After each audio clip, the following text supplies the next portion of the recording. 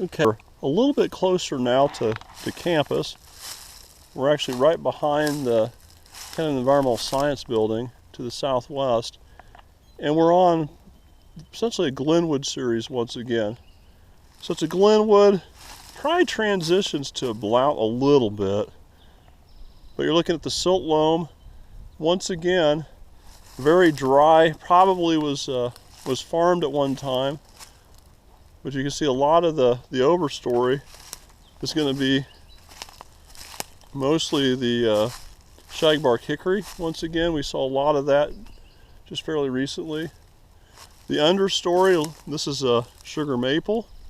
So we have a lot of sugar maple coming up. We have these the prickly ash. You see it just coming up, a little shrub. Fairly common to drier side areas. We have another hickory here. Okay. Actually, this is Ohio buckeye. I'm sorry, it's Ohio buckeye in the understory. Another hickory. You can see a little bit of drainage off of the kind of the higher region to the north. So that's a grassy area kind of behind the environmental science building and west of the lacrosse field. As we're walking through, you can see that major overstory is going to be shagbark hickory. Shagbark hickory looks like a dead elm tree.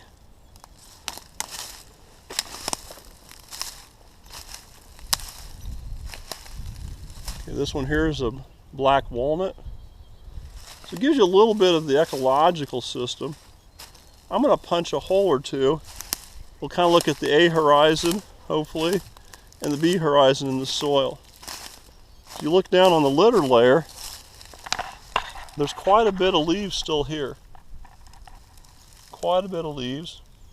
Everything from white oak leaves, I see a red oak leaf here, to a lot of shagbark hickory leaves as well.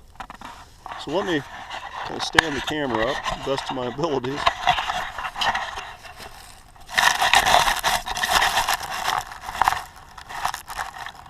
That should work. Hopefully you can see me. So we pull the litter back. So quite a bit of litter here. And the top of the soil surface, that top of that A horizon, it's pretty dark.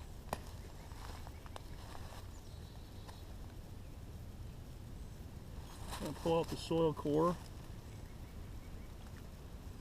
Here's the very top, that A horizon. So you can see it's going to be pretty, it's going to be pretty dark, fairly friable. Lay it down here. Get a little lower. This is probably the E horizon.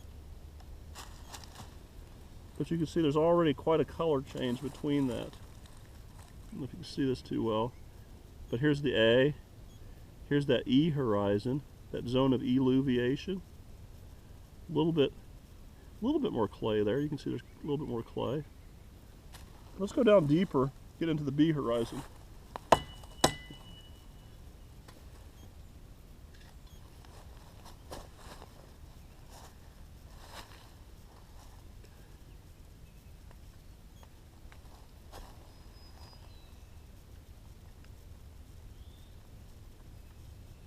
This is definitely the B.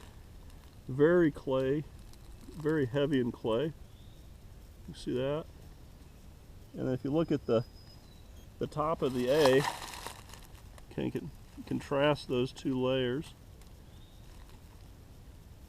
So on your right will be the A horizon here, very friable, a lot of organic matter. And then the B, push it, there's a lot of clay in that. So there's a lot of clay here in the B. So the Glenwood categorizes out as a silt loam, okay. But a lot of times when I've done the soil test, it's more like a silty clay loam, okay. going to try to turn the camera around. You see some of the small forbs on the forest floor. Once again, a lot of spring beauties. Looks like an aster of some sort here. The leaves of toothwort. Here's also the leaves of toothwort again. And then looking out across the landscape, most of the trees are those light-loving shagbark hickories. So if I had to guess, this entire area was probably cleared for pasture at one time. And we're looking at, 60 to 70 year old hickories. Maybe a little less, 60 to 50 years of age. Turn off the camera here. We'll visit another spot in the Arboretum. Okay, we're back kind of on that end moraine once again. So I just came off of a glenwood with about maybe 3 to 4% slopes. Now we're on a glenwood that's a lot more eroded. So we have slopes that are probably 10 to 12%. So we're directly behind the Environmental Science Building, so just directly west of the Environmental Science Pond. You can see there's quite a bit of topography to this landscape.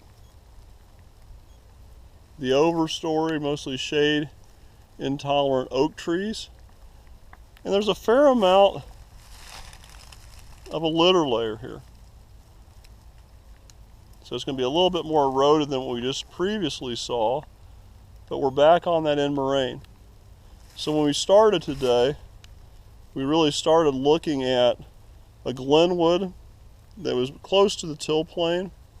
We kind of went out around and saw both a Palamo, a Blount, and as we came back, now we're on that end moraine.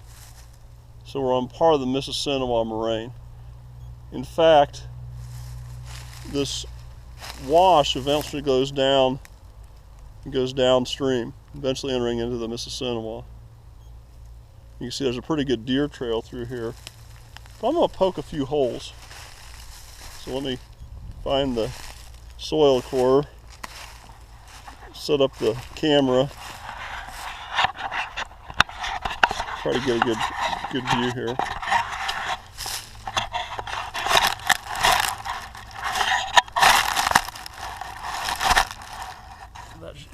That should be pretty good, I think. But once again, we have a lot of litter layer. And because they're oaks, the oaks tend not to decompose as quickly. So you can see quite a bit of white oak, red oak. There's even chinkapin oak in here, but I can't find a leaf. There's another white oak. Let's poke a hole here, see what we're looking at.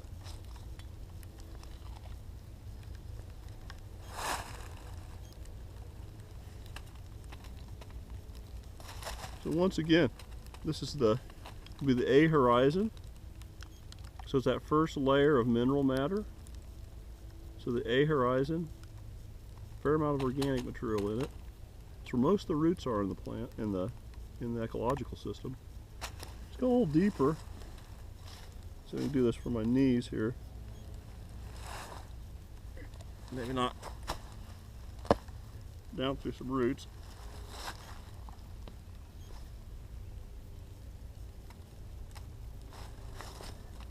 We've got probably what's most likely, that's part of a root that I went through, but that's the E horizon right here, the zone of eluviation.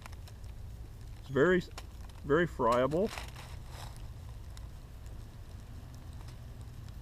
And now we're in the top of the B horizon. So you can see the B horizon here. A lot of clay in it. A lot more clay.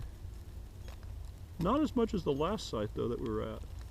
But once again, going from the coloration difference, we're looking at would be on your right is going to be the B horizon, and on your left is the A. So this is an alpha sol once again. Okay, we're looking at alpha solic soils, which makes sense Because if you look around, even today, we're dealing mostly with forested community.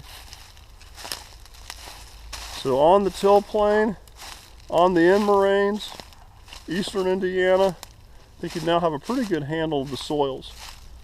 We spent some time about a week ago going through the soils along the Mississinawa River. So on the Mississinawa River, the soils, there's lots of outwash sands. There's soils that are found right on that terminal moraine. The Hennepin series, the Landis was that sandy outwash, the Sloan's kind of a sandy outwash, the Morley, kind of heavily eroded alpha saw, the Glenwood, moving kind of away from the moraine, and we're walking through the Glenwood right here.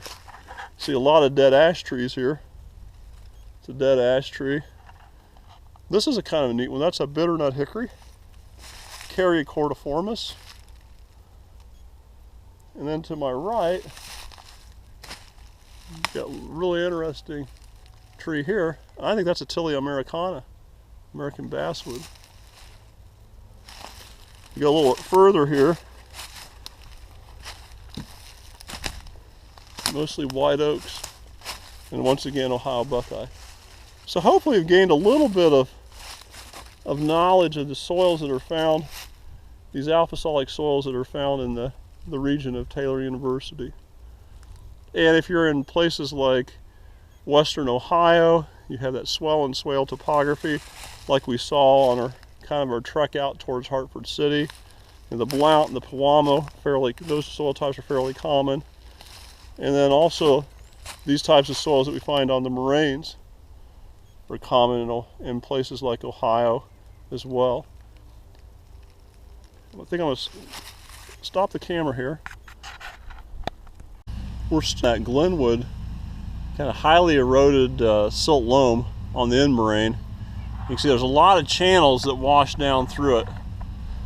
And I talked earlier this semester about tiles. Here's some old clay tiles that were put in here at one time and have probably washed down this ravine. So they were probably a little bit further out to the south, out in the old field. They've gotten washed down this gully. So definite gully erosion, even though you have a lot of vegetation here. We have a bush honeysuckle, unfortunately, but a lot of maples. These small guys are maples, and the larger trees are all shagbark hickories.